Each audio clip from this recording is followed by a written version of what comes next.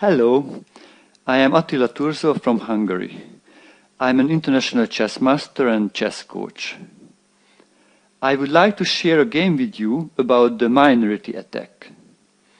The minority attack is a special attack because instead of attacking with the majority of the pawns, the attacker attacks with his pawn minority against the opponent's pawn majority. His goal is to create a weak pawn and attack it and win it. In 2012, I played a special simul, the 1000 Bright Minds simul, where I played online correspondence chess with 1000 players in the same time from all over the world. The game which I will show was one of the games of the 1000 Bright Minds simul. The white player was David Young, one of my students, who was able to win a nice game against me by using the minority attack, which we studied with him before the game. Let us look the game. I played with black, he played with white. He started with d4. I played d5, he played c4. This is the Queen's Gambit opening. White offers a pawn on c4. With the idea if black captures it, then white can play e2, e4 to get a nice pawn center. I decided to decline the gambit and I played e6. He developed his knight to c3. I developed my knight to f6 and I defended the d5 pawn. He played bishop g5, pinning my knight. I unpinned the knight with bishop e7. He continued the development with knight f3. Then I castled. He moved e3. I played knight bd7. He played bishop d3. I played c6. I defended the d5 pawn one more time, and I also prepared the future pawn move b7, b5. My idea was to capture the c4 pawn with my d pawn, and when white captures back, then to play b7, b5 to attack his bishop and then develop my light square bishop to b7. After c6, he captured on d5. I captured back with the e pawn, and we got already the pawn structure, which is the theme of our lecture. White has 3 pawns on the queen side, and black has 4 pawns. So white has the pawn minority, black has the pawn majority. This is the starting point of our theme. Let us look how we develop the game. White castled. I developed the rook to e8 on the half-open file. David played queen c2 and developed his queen and attacked the h7 pawn with the bishop and the queen. I moved my knight to f8 to defend the pawn and open the way for the light square bishop. And he played rook a b1. So this is the starting point of the minority attack. White prepares to advance the b pawn to b5 to create a weak pawn on c6. I moved to a5 with my pawn. I wanted to prevent his b4 move. But he played a3 to support his b pawn. I moved g6. It is the start of a maneuver black where black would like to exchange the light square bishop on f5. White played b4. We exchanged the pawns on b4. Black played knight e6, which was the next step of the plan of the exchanging the light square bishops. Bishop h4, knight g7. So the knight from g7 and the pawn on g6 supports the bishop on f5. b5. So we achieved the position where white is ready to exchange the pawn on c6 and to create a weak pawn for black. Here black can choose to leave the pawn on c6 and continue his plan, or also possible to capture on b5, but after rook takes b5, black would have two weak pawns, two isolated pawns, one on b7 and one on d5, which would be ideal targets for white. So instead of capturing on b5, I decided to continue my original plan with bishop f5 to exchange the light square bishops. It helps black to get access to the c4 and e4 squares in the future, which are defended by the white bishop on d3. He captured on c6, I captured back, and he played knight to e5, which was a good move. He attacked the backward c6 pawn. So the first step of the white plan was achieved. He created a weak pawn on c6, and this is the next step. He starts to attack it with knight e5, and the third step would be to win it. And then with the material advantage, possibly win the game. Here, black can defend the c6 pawn two different ways. Possible to defend with the rook on c8, how I played in the game, but possible that was not the best move. There was another way to defend with the queen from d6. So I think the better move was to capture first on d3 with the bishop, queen takes d3, and then queen d6 with the idea of c6, c5, try to exchange the weak pawn. And also there is a special situation here. If white continue his advance with rook b8, then black would play knight f5, and after bishop takes f6, bishop takes f6, the e5 knight is under attack, and if the white knight captures on f6, black can play queen to e6, and the white knight cannot escape actually, only to e5, and after later knight e5, bishop takes e5, d takes e5, queen takes e5, black wins back the pawn and gets around an equal game. So this way would be the better for black to play, but instead of bishop d3, I played rook c8 to defend the c6 pawn.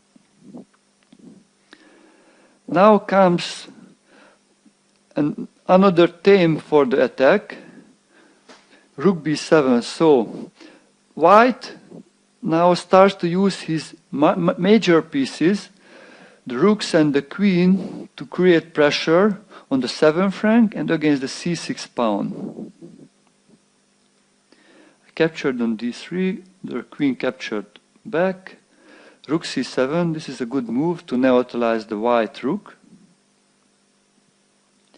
And here, white played the logical move rook fb1, but instead of that, possibly the better move was to exchange on c7, rook takes c7, queen takes c7, and play rook c1 to have a big pressure, a strong pressure on c6. And actually there's a nice threat of bishop takes f6, bishop takes f6, and knight takes d5, because the c6 pawn is pinned. But David, instead of capturing on c7, played the logical looking move, rook fb1, doubling the rooks and defending the b7 rook. I played knight f5, starting to activate my knight. Bishop g5, knight d7. It is a strong move. Black would like to exchange the strong centralized e5 knight and also the g5 bishop, which is a good attacker. Bishop takes e7. Here, black can capture back with the knight and with the rook. I choose the worst one. I captured with the knight. Let us look what happened if captured with the e7. Captured on e7 with the rook. It would be a better move because it would defend the f7 pawn and also the other rook. It would have a good defend. It would be a good defending move. I would like to share you two possible variations from here, because there is a nice trick also in the position. If white would decide to go back with the knight to f3 to prevent the exchange, then because of the 7th rank, the power on the 7th rank, black has a nice move. Please pause the video for a minute or two and try to find a strong move for black.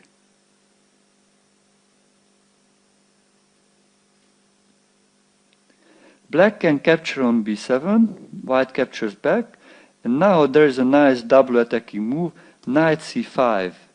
The knight attacks the queen, and also, in the same time, the black rook attacks the white rook on b7, plus also the knight attacks the rook on b7, so white cannot prevent the loss of the exchange.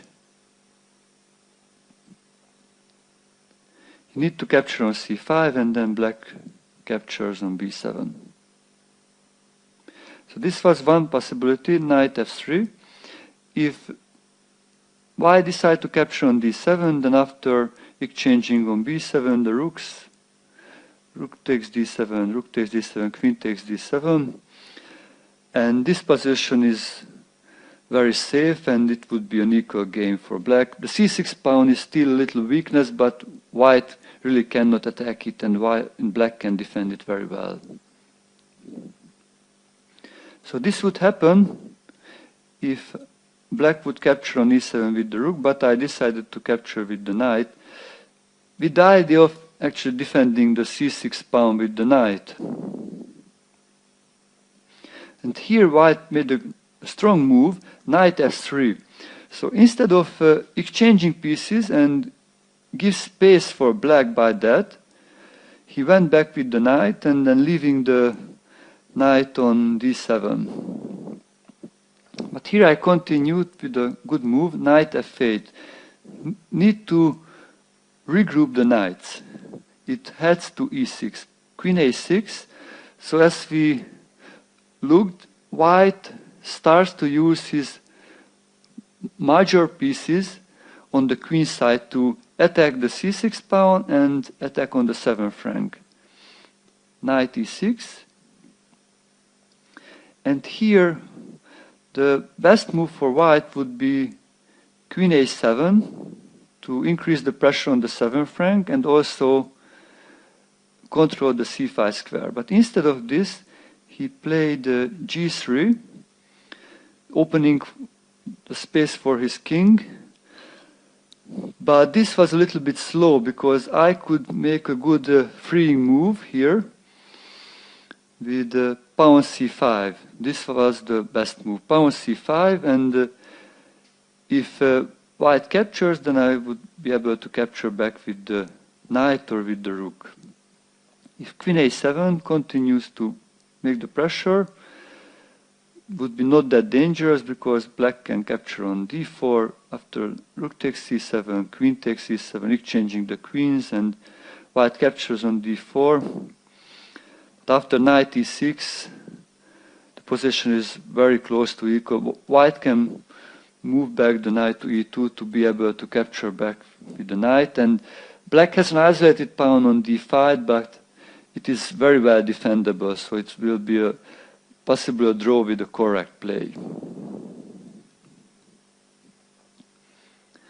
But instead of c5, I played here king g7. After king g7, white increased the pressure and played rook 1 to b6, attacking one more time the c6 pawn. I moved my queen to c8, attacking his b7 rook. He moved the queen to a7, and the pressure is big. Black cannot defend the c6 pawn in the long term. And also it's kind of no good move for black. The pieces are tied up to defend the c6 pawn and defend the 7th rank. I moved my king to f8 to defend the knight. And here he captured on c7, he captured back with the knight, and here white had very strong move knight e5, which would be a really powerful attacking move, attacking the c6 pawn and the f7 pawn, but also his move rook b7 was strong enough to increase the pressure on the 7th rank. I played knight e6. And here he played a very good and nice idea. Opening up the position because he is very active and decided to get his c3 knight in the game. He played e3, e4. With the idea after the exchange, the knight captures back on e4 and would have a very nice access to d6 and f6 squares. I attacked the rook with the knight d8. But he had a very strong reply with rook d7 attacking the d5 pawn. I captured on e4, he captured back with the knight. And the situation is very, very sad for black and good for white. We have equal in terms of material, but the positional advantage of white is so big, black cannot prevent the loss of material. Example, now knight f6 is threatening to win the rook because it has no square to move. I played knight f5, opening up the e5 for the rook. He made knight g5, and this was already a double attack, which I cannot defend those pawns at the same time. I played rook e7 to stop his rook and queen.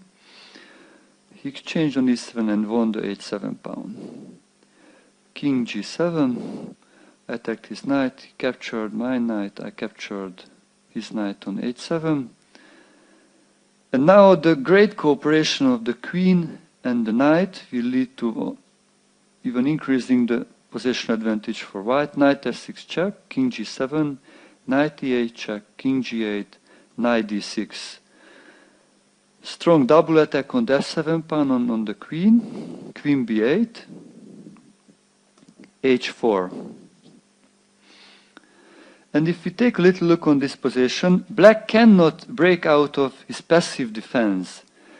The queen needs to stay on the 8th rank to defend the knight, and the knight should stay on d8 to defend the f7 pawn.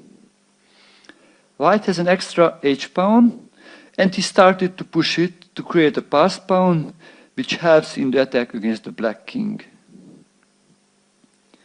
Black just needs to sit and wait. I moved queen a8, queen f6. It's a strong move, still keeps the pressure on the f7 pawn and the d8 knight, but also this move eyes on g7. Queen b8, just need to defend. The knight cannot go out. g4. It prepares the h5 move. I decided to give a check, but this gives not much chances. After king g8, king g2, there is no more checks and the knight on d8 is hanging, so I needed to go back to b8, h5, exchange on h5. And there is no more defense against the advance of the h-pawn. I played a little desperate move, c6, c5, maybe with some chances with a check on a8.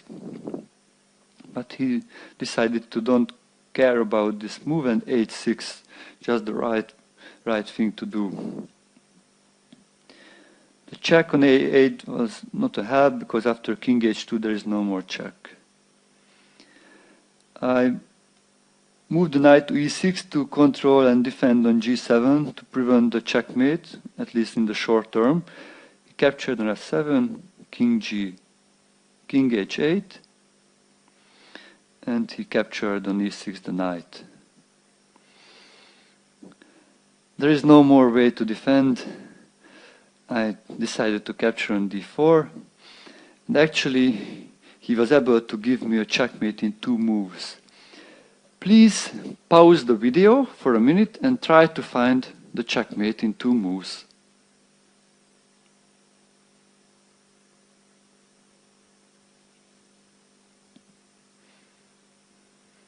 So the solution is queen f6 check. It's forcing the black king to move to g8 or h7. There is no difference. The checkmate will be by queen g7. So this was the end, how my student David Young won a great game against me in the minority attack. Thank you for watching this video, and see you soon on Sunday, where we will study another interesting examples about the different themes in the minority attack. Thank you.